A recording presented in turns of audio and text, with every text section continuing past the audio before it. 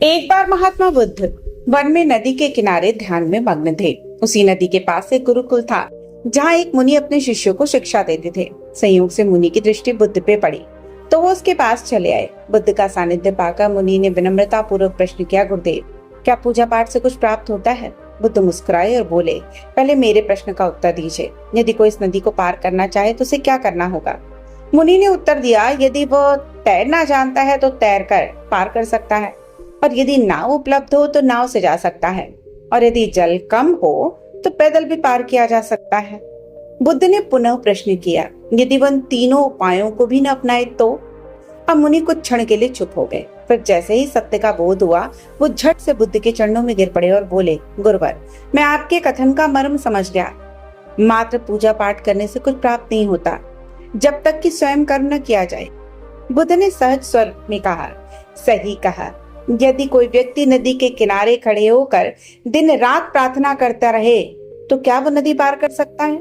नहीं। जब तक वो स्वयं तैरने का प्रयास नहीं करेगा या नाव का उपयोग नहीं करेगा, तब तक पार नहीं कर सकता।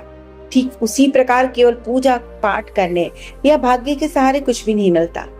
कर्म ही सच्चा साधन है जो हमें सफलता दिलाता है। तो इस प्रसंग का सार ये है कि हमारा भविष्य हमारे कर्मों पर निर्भर करता है, ना कि केवल भाग्य पर। जो लोग केवल किस्मत के भरोसे बैठ जाते हैं, वो अपने जीवन में कुछ प्राप्त नहीं कर सकते। ईश्वर ने हमें कर्म करने की स्वतंत्रता दी है, इसलिए भाग्य को कोसने के बजाय हमें अपने प्रयासों पर विश्वास रखना चाहिए। इसी बात को हम एक दूसरी कहानी से, जो कि कर्मों के सिद्धांत पे आधारित है, से समझने का प्रयास करेंगे। हालांकि गौतम बुद्ध का जन्म सैकड़ों साल पूर्व हुआ था, लेकिन उसके बावजूद भी आज भी उनकी शिक्षाएं उतनी ही चाव से और उतनी ही ध्यान से सुनी जाती हैं, क्योंकि इनकी शिक्षाओं में एक ऐसी ताकत है जो व्यक्ति के जीवन को बदल सकती है। बुद्ध के जीवन की कहानी कर्म के सिद्धांत को गहराई से समझाने वाली है। बुद्ध ने न केवल अपने जीवन में कर्म को समझा, बल्कि इसे अपने अनुयायियों को भी सिखाया, ताकि वो भी अपने जीवन में सही दिशा में जा सके। बुद्ध के जीवन की एक घटना ऐसी थी जो कर्म के महत्व को स्पष्ट करती है। यह घटना उनके आत्मज्ञान प्राप्त करने के बाद की है, और जब वे अपने उपदेशों के माध्यम से लोगों को जीवन की सत्य की शिक्षा दे रहे थे, उनके पास एक साधारण किसान आया। उसका नाम था काशीभूप। किसान उदास और चिंतित था। उसने बुद्ध से पूछा, भगवान, मैं एक साधारण व्यक्ति हूँ, दिन रात मेहनत करता हूँ, फिर भी मेरे जीवन में कोई भी सुख शांति नहीं है। मुझे हमेशा दुख कठिनाइयां झेलनी पड़ती हैं। मैंने ऐसा कौन सा बुरा कर्म किया है जो मुझे ये सब सहना पड़ता है?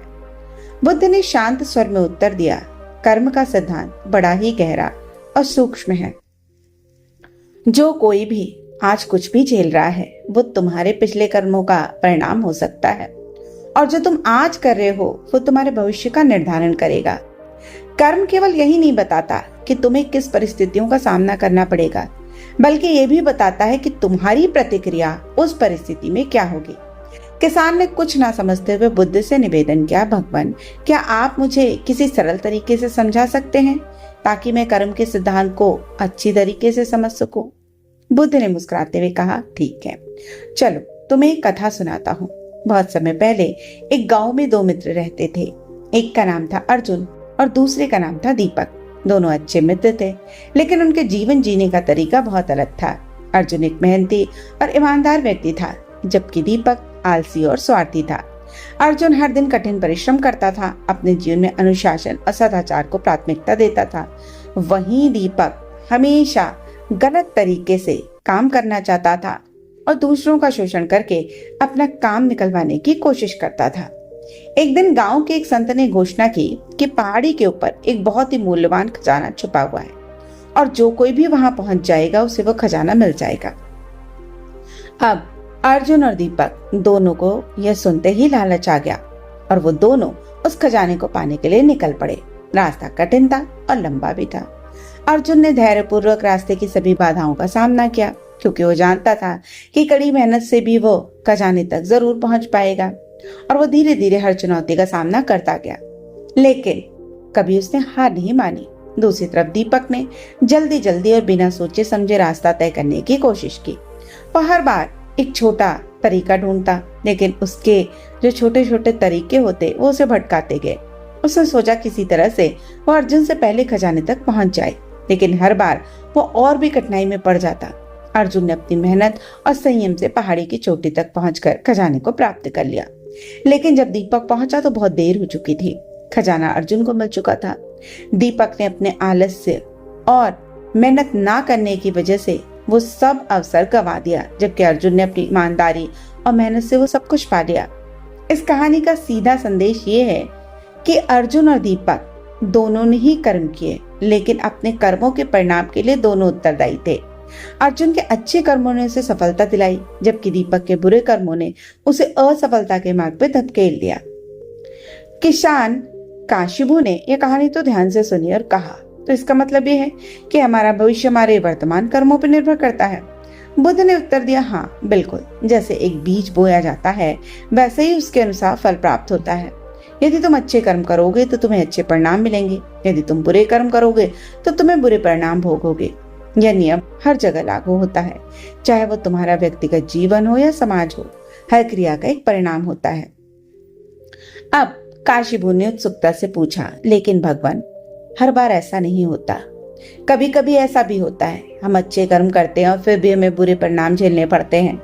ऐसा क्यों होता है? बुद्ध ने उत्तर दिया, यह सही है कि कभी कभी तुम्हें लग सकता है कि अच्छे कर्मों का फल तुरंत ही मिलता, लेकिन यह मत भूलो कि कर्म का परिणाम हमेशा समय पर निर्भर नहीं करता। कुछ कर्मों का फल तो तुरंत मिल जाता है, जैसे कि अर्जुन को मिला, लेकिन कितनी बार कुछ कर्मों का फल भविष्य में मिलता है। तुम्हारे पिछले जन्मों के कर्म भी तुम्हारे वर्तमान पर प्रभाव डाल सकते हैं, इसलिए जरूरी नहीं है कि हर परिणाम तुम्हारे वर्तमान कर्मों का ही फल हो। बुद्ध ने आगे कहा, कर्म का अर्थ केवल बाहरी क्रियाओं से नहीं है, बल्कि तुम्हारे चित्त अर्थात तुम्हारे मन की अवस्था पर भी निर्भर करता है। यदि तुम्हारे मन में अच्छे विचार हैं तो वो तुम्हारे कर्मों को सही दिशा देंगे, और यदि तुम्हारे मन में बुरे विचार हैं तो वो तुम्हें गलत मार्ग पर ले जाएंगे। इसलिए कर्म केवल बाहरी कार्य नहीं है, ये तुम्हारे आंतरिक मानसिक स्थिति से भी संचालित होता है। अब काशिबू को समझ में आ गया कि कर्म केवल बाहरी दुनिया से जुड़ा हुआ नहीं है, बल्कि हमारे मन, विचार और इच्छाओं से भी प्रभावित होता है। और उसने बुद्ध से कहा, भगवान, मैं अब समझ गया, मेरा जीवन मेरे कर्मों पे आधारित है। मैं अब अपने कार्यों और विचारों को अच्छे से नियंत्रित करने की कोशिश करूंगा। बुद्ध ने काशिबू को अंत में यह सिखाया कि हर व्यक्ति का जीवन उसके कर्मों का प्रतिफल है। तुम अपने वर्तमान कर्मों को सही दिशा में ले जाकर अपने भविष्य को बदल सकते हो। कर्म का सिद्धांत यह बताता है कि कुछ भी निश्चित नहीं है।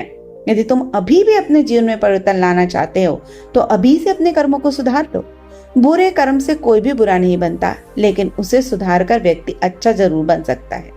दोस्तों, यदि आपको भी कर्मों के सिद्धांत समझ में आए तो कृपया चैनल को लाइक और सब्सक्राइब जरूर करें, क्योंकि आपका एक लाइक, सब्सक्राइब और शेयर ही हमें नए वीडियो बनाने के लिए प्रेरित करता है। तो ऐसे ही रोचक और ज्ञानवर्धक कहानियों के साथ फिर मिलते हैं, तब तक के लिए नमस्कार।